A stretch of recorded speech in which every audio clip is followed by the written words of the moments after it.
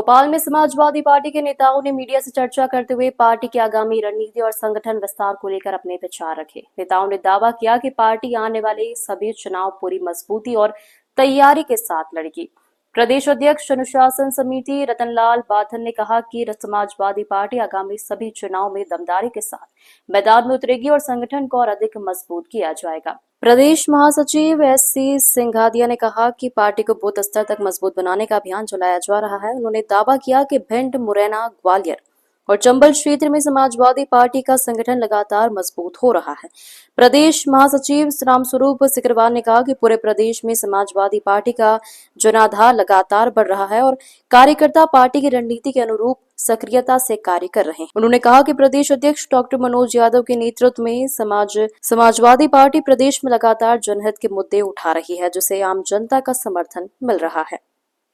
Union bank of India में मध्य प्रदेश छत्तीसगढ़ में मैं पदस्थापित रहा, field officer, audit officer, branch manager, और वहाँ पर सामाजिक स्थितियों से मैं वाकिफ रहते हुए माननीय अखिलेश जी के मंत्र पीडीए और डॉक्टर मनोज यादव जी के एक आकर्षक व्यक्तित्व और इनका प्रेम और आत्मीयता पूरे समाज के लिए है, इसलिए मैं समाजवादी पार्टी को ज्वाइन किया, जहां मुझे मध्य प्रदेश अनुशासन समिति का प्रदेश अध्यक्ष के रूप में पदस्थ किया है।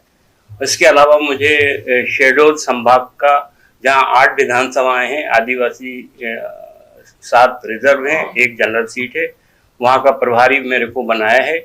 आदरणीय डॉक्टर अखिलेश सिंह यादव जी ने हिंदुस्तान की तमाम जातियों को एक बनाने के लिए पीडीए का मंत्र दे दिया, जहां मतलब तमाम हजारों 5000 6000 जातियों में विभाजित करके रखा था। डॉक्टर माननीय राष्ट्रीय अध्यक्ष अखिलेश यादव जी ने पीडीए देके एक जाति का रूप पूरे देश भर में हम लोगों को दिया है। ये बहुत बड़ी उपलब्धि समाजवादी पार्टी की है और डॉक्टर मनोज यादव जी को यहाँ पदस्थापित प्रदेश अध्यक्ष बना करके एक नई ऊर्जा और चेतना यहाँ पर प्रदेश भर में भरी है। और हम पूरे शहडोल संभाग में भी देख रहे हैं कि वहाँ पर हमारे लोग पहुँच नहीं पा रहे हैं, मतलब सालों से काम कर रहे हैं, लेकिन वहाँ पे पहुँचने में जो थोड़ी सी कमी आ रही है, हम जाके वहाँ उत्प्रेरक का काम कर रहे हैं और नए नए सारे पीडीए की जातियों को, पीडीए परिवार को एक करके वहाँ पर निश्चित रूप से विधानसभाएं निकालेंगे। मैं एससी सिंघादिया, अभी वर्तमान में समाजवादी पार्टी का प्रदेश महासचिव मुझे नियुक्त किया गया, जिसके लिए मैं आदरणीय राष्ट्रीय अध्यक्ष अखिलेश यादव जी का बहुत बहुत हृदय से आभार और धन्यवाद ज्ञापित करता हूं। साथ ही प्रदेश के युवा और जुझारू जो क्रांतिकारी नेतृत्व करता है आदरणीय डॉक्टर मनोज यादव जी प्रदेश अध्यक्ष, उनका भी बहुत बहुत धन्यवाद आभार ज्ञापित करता हूं। मैं समाजवादी विचारधारा से प्रभावित होकर समाजवादी पार्टी को ज्वाइन करने आया हूं। मैं मूलतः मध्य प्रदेश लोक सेवा आयोग से 1989 में चयनित होकर के 2य श्रेणी के पद से आया और प्रदेश के विभिन्न जिलों में उप संचालक, संयुक्त संचालक और प्रदेश स्तर पर अपर संचालक कृषि के पद पर काबिज रहा मैं। और पिछले अक्टूबर 24 में सेवानिवृत्ति के बाद मैं समाजवादी विचारधारा की तरफ अग्रसर हुआ। सिर्फ बड़ी जिम्मेदारी आपको दी है समाजवादी पार्टी ने, जो कृषि विभाग में आप रहे हैं, बड़े अधिकारी रहे हैं, तो आपको किसानों से सीधा आपका संबंध होता है, उसका लाभ समाजवादी पार्टी चुनाव मिले। ये बात आपने सही कहा है कि किसानों की समस्या है। मैं बहुत जमीनी स्तर का आदमी हूँ, किसान का बेटा हूँ और मैं किसान की हर समस्या और उनकी नीति निर्धारण के बारे में भी काफ़ी मुझे ज्ञान है, अनुभव है। लेकिन उससे बड़ी बात इस समय देश में है वो प्रजातंत्र, लोकतंत्र और संविधान जो खतरे में है, उसको बचाने के लिए समाजवादी विचारधारा बहुत बड़ी विचारधारा है जो संविधान और लोकतंत्र को बचा सकती है। और जो इंडिया गठबंधन के साथ प्रभावी तरीके से हमारे राष्ट्रीय अध्यक्ष जी आगे बढ़ रहे हैं, निश्चित रूप से हमें भरोसा है। इसलिए हमारी प्राइम रिक्वायरमेंट सबसे पहले है संविधान को और लोकतंत्र को बचाना। इसको बचाने के बाद हम लोग प्रजातांत्रिक तरीके से, संवैधानिक तरीके से कई कानूनों पर काम करेंगे जो किसानों के, जनता के, छात्रों के, युवाओं के, सभी देश की जनता के हित में होंगे। उन कानूनों पर काम करेंगे। समाजवादी आंदोलन सफल होगा।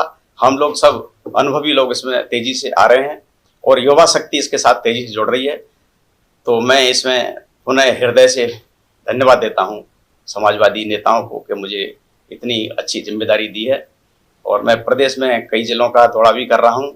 अभी पिछले समय ग्वालियर संभाग का भ्रमण किया, अभी चंबल संभाग का भ्रमण करके आया हूँ। जनाधार हमारा तेजी से समाजवादी बढ़ रहा है। मेरी जिंदगी के 37 साल में कुल 18 साल आदिवासी वन क्षेत्र में ही निकले हैं। आदिवासियों के साथ में जो है ना मिलकर काम करता रहा हूँ, वो मेरा उनके साथ एक जीवंत संवाद रहा है। मेरा मानना है कि आदिवासियों की संस्कृति को समझे बगैर उनसे किसी प्रकार का रिश्ता बनाना इतना आसान नहीं है, क्योंकि मैं उनकी संस्कृति को समझता रहा हूँ। इसलिए मैं बस्तर, अंबिकापुर, सरगुजा, अलीराजपुर, बैतूल जहाँ भी रहा हूँ, जहाँ भी जनजातियाँ रही, मेरा उनके साथ जीवंत संवाद रहा और इस जीवंत संवाद को मैं अपनी पार्टी के बेहतर के लिए उपयोग करना चाहूँगा। तो बड़ा सवाल, आप आदिवासी क्षेत्र में आपकी काफी अच्छी पढ़ाई थे, तो उसका लाभ समाजवादी पार्टी को मिलेगा? डेफिनेटली मेरा चूंकि उनके साथ जीवंत संवाद है, जिस व्यक्ति के साथ आप जीवंत संवाद रखेंगे, उससे आप जुड़ेंगे, वो आपकी बात मानेगा।